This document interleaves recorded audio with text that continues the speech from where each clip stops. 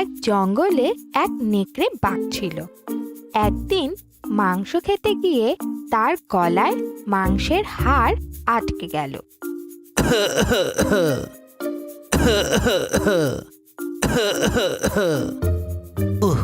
গলায় হাড্ডি ফেসে গেল রে, এখন কি করি?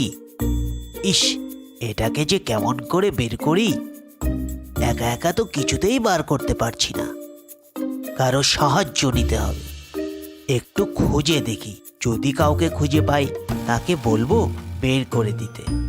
নেকড়ে জঙ্গলের মাঝের রাস্তা দিয়ে চলতে শুরু করলো। কিছু দূর যাওয়ার পর নেকড়ে একটা ছোট্ট খরগোশের দেখা পেল। সে খরগোশকে বলল, ভাই, একটু সাহায্য করবে? হ্যাঁ, আসলে আমার গলায় একটা হাড্ডি ফেসে গেছে, কিছুতেই বের হচ্ছে না, একটু বের করে দাও না ভাই। আমি আর তোমাকে সাহায্য? ভুলে গেছো সেদিন তুমি আমাকে মারতে চেয়েছিলে? তোমাকে কোনো বিশ্বাস নেই, এটাও তোমার কোনো বাহানা হবে। না বাবা না, আমি তোমাকে কোনো সাহায্য করব না। নেকড়ে সেখান থেকে চলে গেল। খানিকক্ষণ চলার পর নেকড়ের সঙ্গে এক বাদরের দেখা হয়ে গেল।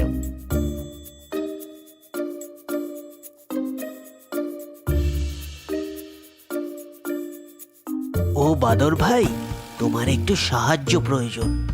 তুমি তো আমার পুরনো বন্ধু। বন্ধু, আমার গলায় একটা হাড্ডি ফেসে গেছে, ভীষণ ব্যথা করছে। তোমার তো লম্বা হাত, একটু বের করে দাও না ভাই।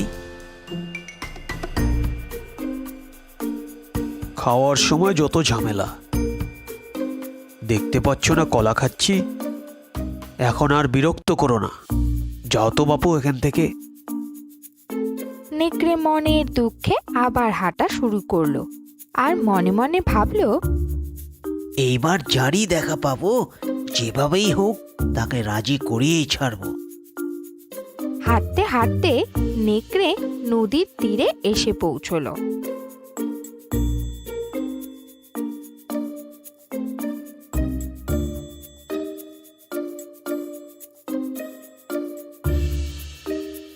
সেখানে একটি বক মাছ ধরছিল। তার লম্বা ঠোঁট দেখে নেকড়ে ভীষণ খুশি হয়ে গেল। আরে, এতক্ষণে আসল লোকের দেখা পেয়েছি।